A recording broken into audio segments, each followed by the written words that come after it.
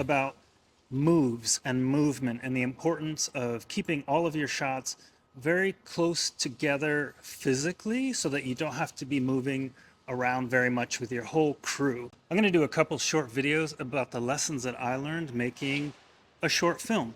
Not too long ago, I made a short movie, planned to make it about 5 minutes, ended up being 12. I learned about directing, writing, editing, producing, location scouting. I'm going to share some of the tips and some of the things that I wish I had known before I got started. So my short film is called Written in Skin. I wrote it, I directed it, I produced it, I had an amazing cinematographer and an incredible cast that helped me put it all together. We shot it over the course of 2 days and we had 4 different locations. There's a couple ways that you can approach location. We can talk about location as far as where to shoot and when to move your crew to the next shot. And we're also going to talk about location a little bit later in the sense of making sure the location is secure when it comes to the people walking on and off the set.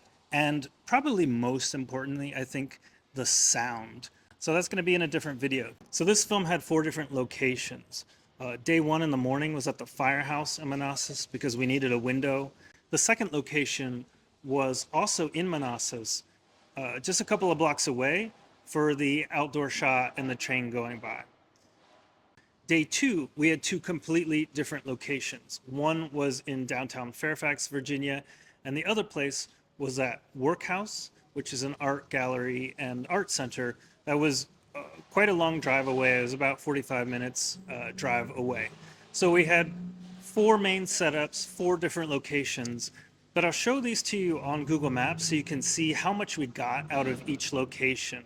So we shot in downtown Manassas at the firehouse, and right after that, we had to move locations, but you can see we moved to a coffee shop to shoot the dating scene, and then we just walked like 2 blocks, really, or maybe a block and a half, to shoot the outdoor scene with the doorbell ringing. And then we did a lot of the flashbacks after that, and that was also like a block away from the coffee shop.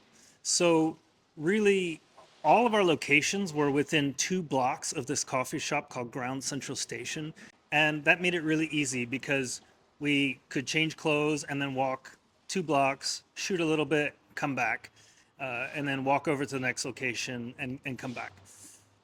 I'll talk about location number 1, the firehouse. I thought I did everything right. I called the firehouse. I got the name of the contact of the person I needed to talk to book the room.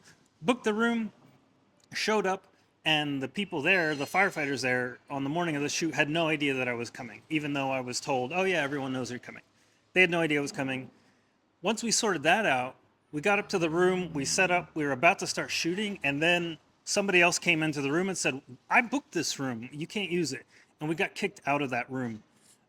So it's really important that you make sure your venue is secure and locked down.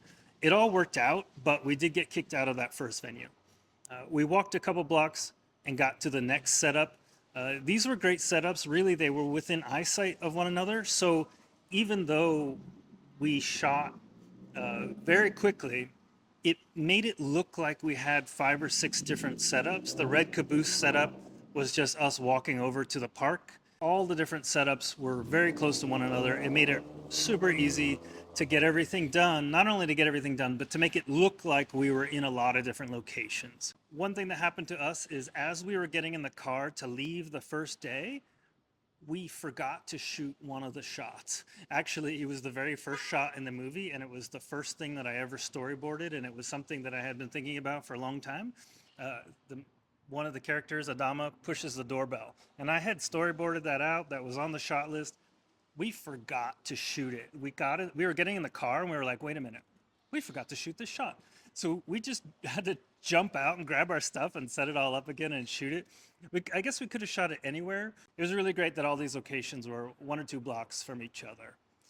The next day we shot at Comes a Time Tattoo.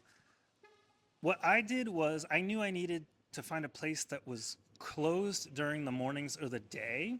So I started thinking like, what's closed during the day and open at night? And I was thinking, okay, nightclubs, bars, And then tattoo studios. And so I actually cold called a bunch of tattoo studios, and somebody wrote back, Flash wrote back and said, "Hey, you can use my studio anytime. We open at noon, so you can use Comes a Time Tattoo in the morning."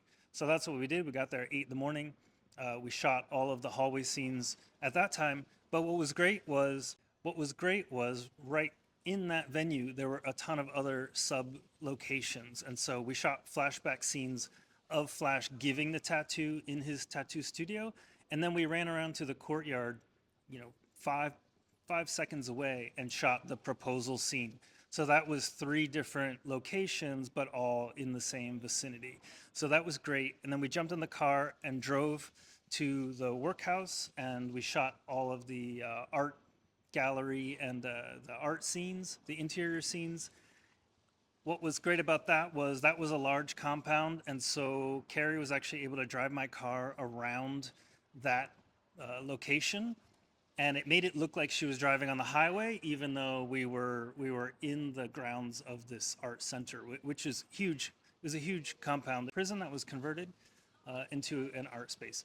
So we actually had 2 different shots at that one location, no need to move around at all. So even though we had 4 main locations, we ended up having, out of the 4 locations, we got 9 or 10 different locations, and that made it really great.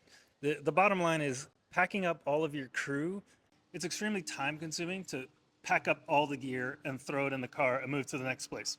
If you had a bigger crew, it would be really, really a pain to move to a new setup. So I think it really hit it home for me that you've got to limit the number of moves. You really have to take advantage of the location that you're in and use it to your advantage and get as many sub-locations out of the one location that you're at before you throw everything in a car and move. I'm going to do a series of videos about the lessons learned, shooting and directing and writing written in skin, stuff that I wish I'd known before I started shooting, and some of the stuff I'm going to use when I make my next short film.